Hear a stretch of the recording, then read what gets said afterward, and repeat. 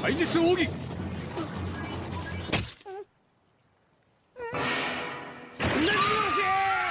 Pertama kali kita dikenalin sama Kakashi, kesan awal yang langsung nempel tuh dingin, cuek, misterius, tapi tetap karismatik. Apalagi kalau lagi baca buku Ica-Ica di tengah latihan. Siapa sih yang gak penasaran sama karakter ini?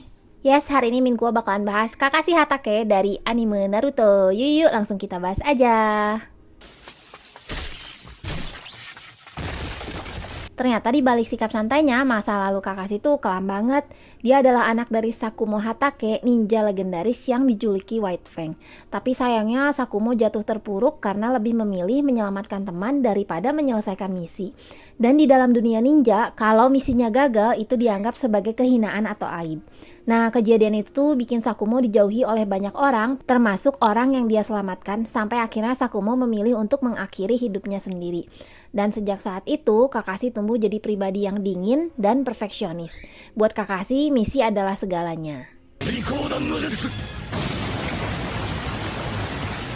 Waktu dia masuk tim Minato bareng Obito dan Rin, kita bisa lihat sisi Kakashi yang kaku banget. Kalau Obito punya hati yang hangat, sedangkan Kakashi tuh keras kepala banget.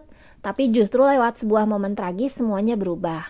Itu terjadi saat Obito memberikan mata saringannya ke Kakashi.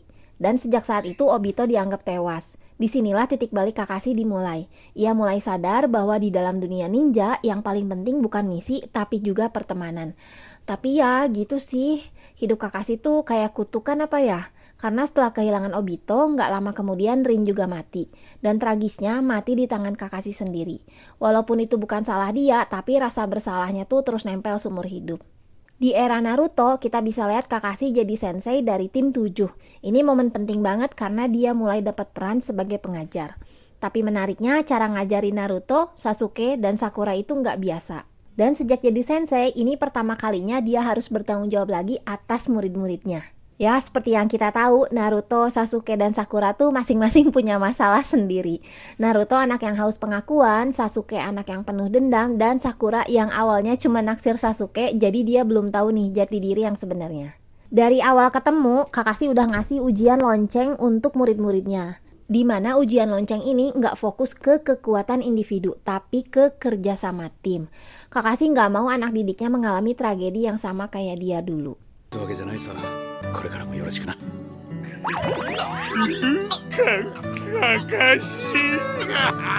Dan dari episode-episode di Naruto kita bisa lihat kalau sebenarnya Kakashi tuh care banget. Dia diam-diam ngawasin murid-muridnya, ngebimbing dan nunjukin contoh gimana caranya jadi ninja yang bijak. Tapi ya emang Kakashi tuh bukan tipe guru yang ekspresif, jadi ya sering disalahpahami juga sih. Tapi dari awal emang Kakashi tuh guru yang nggak biasa, sering datang telat, sering baca Ica-Ica, tahu kan itu buku dewasa saat latihan.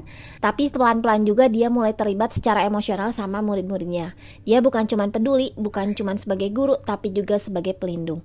Saat Naruto gagal, dia tetap sabar. Saat Sasuke tergelincir ke dalam kegelapan, Kakashi panik karena dia bisa melihat bayangan dirinya di dalam diri Sasuke. Sebenarnya hubungannya sama Sasuke pun rumit. Dia coba cegah Sasuke buat nggak terjerumus, dan dia juga ngerti kenapa Sasuke bisa berubah.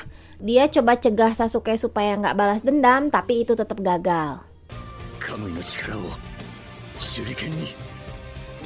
Meskipun dia gagal nyelamatin Sasuke, tapi Kakashi nggak nyerah. Dia terus support Naruto, bantu Sakura, dan tetap berusaha menjaga keseimbangan.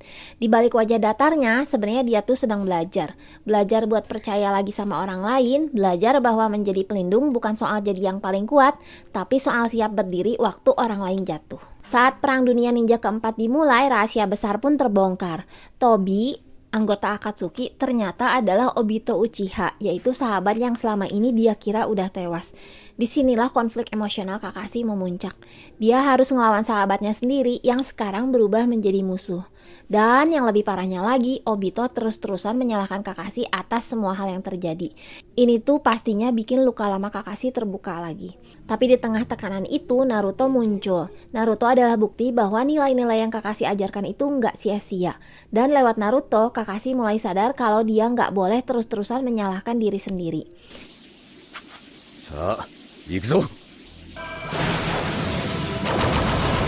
Pertarungan mereka bukan sekedar adu jurus aja, tapi juga adu hati, adu rasa bersalah, dan adu keyakinan. Nah, di tengah semua keraguan itu, Naruto jadi cahaya. Murid yang dulu nyebelin dan gak bisa dikontrol, sekarang jadi ninja yang punya keyakinan kuat. Dia yang menggenggam tangan Kakashi, narik Kakashi keluar dari bayang-bayang masa lalu. Dan saat Obito meninggal, Kakashi nggak lagi ngelihatnya sebagai musuh, tapi sebagai sahabat yang akhirnya bisa tenang. Itu momen dimana Kakashi benar-benar bisa lepas sepenuhnya dari beban masa lalu. 気が咎めたか。オビト、もうやめにしてくれ。 Tapi puncak dari semua itu ya waktu Kakashi dapat Susanoo. Ini bukan hal yang biasa ya, karena Kakashi itu bukan dari klan Uchiha. Tapi lewat pengorbanan Obito lagi, yang memberikan sisa cakra dan saringannya di saat-saat terakhir, Kakashi bisa mengakses kekuatan Susanoo sementara. Di momen itu, Kakashi jadi ninja yang lengkap. Punya kekuatan, punya pengalaman, dan yang paling penting punya ketenangan hati. Dia bukan lagi Kakashi yang dihantui masa lalu, tapi Kakashi yang udah berdamai dengan semuanya. Keren banget ya. だということか。俺はただ見ている。 Lalu akhirnya setelah semua tragedi dan perang, Kakashi diangkat jadi Hokage ke-6. Ini unik banget karena sebenarnya Kakashi nggak pernah ngejar jabatan buat jadi Hokage. Tapi justru karena itu dia jadi pemimpin yang bijak. Kakashi sebagai Hokage itu tipe pemimpin yang kalem, nggak banyak gaya, tapi efektif. Dia nggak terlalu fokus ke kekuatan, tapi lebih ke diplomasi, membangun desa, dan menjaga perdamaian.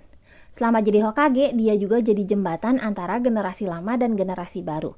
忍法を口寄せ。ロトン追加の術。 Dia ngajarin murid-muridnya buat jadi lebih baik dari generasinya sendiri. Dan yang paling penting, dia tuh nggak pernah pura-pura sempurna. Dia tahu dirinya punya masa lalu yang kelam dan dia nggak nutupin itu. Dia pakai itu sebagai pelajaran dan karena itulah orang-orang respect sama dia. Dari ninja jenius yang penuh luka, Kakashi tumbuh jadi sosok pemimpin yang dewasa dan bijak. Dan di sepanjang perjalanannya ada satu orang yang selalu di sisinya. Itu adalah Guru Gai. Persahabatan Kakashi dan Guru Gai itu unik banget. Mereka tuh beda banget segalanya. Kakashi tuh kalem, kalau Guru Gai meledak-ledak. Kakashi pendiam, Guru Gai selalu bersemangat. Tapi justru perbedaan itulah yang bikin mereka saling melengkapi.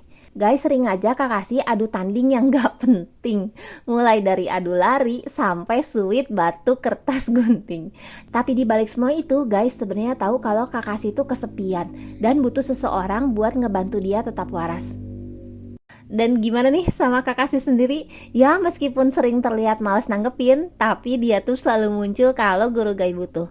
Waktu Guru Gai hampir mati di Perang Dunia Ninja, Kakashi nunjukin sisi emosionalnya yang jarang banget kelihatan. Dia nggak mau kehilangan satu orang penting lagi di dalam hidupnya.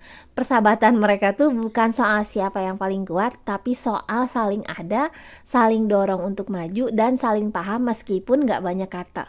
Guru Gai adalah satu dari sedikit orang yang bisa bikin Kakashi tersenyum dengan tulus.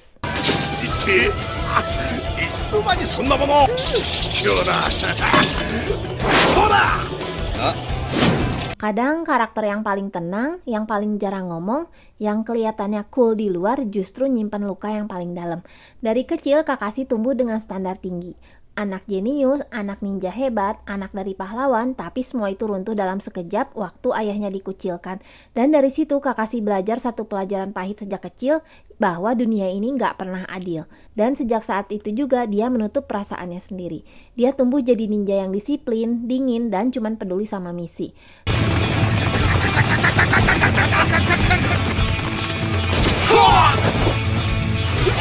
Tapi ternyata hidup nggak pernah selesai ngasih cobaan. Obito, sahabatnya mati demi dia. Rin, orang yang dia lindungi, justru mati di tangannya sendiri. Dan rasa bersalah itu nggak pernah benar-benar hilang. Itu yang bikin Kakashi selama bertahun-tahun tuh kayak hidup dalam bayangan. Dia ada, tapi nggak pernah sepenuhnya kelihatan. Dia berperan penting di banyak momen, tapi jarang cari sorotan.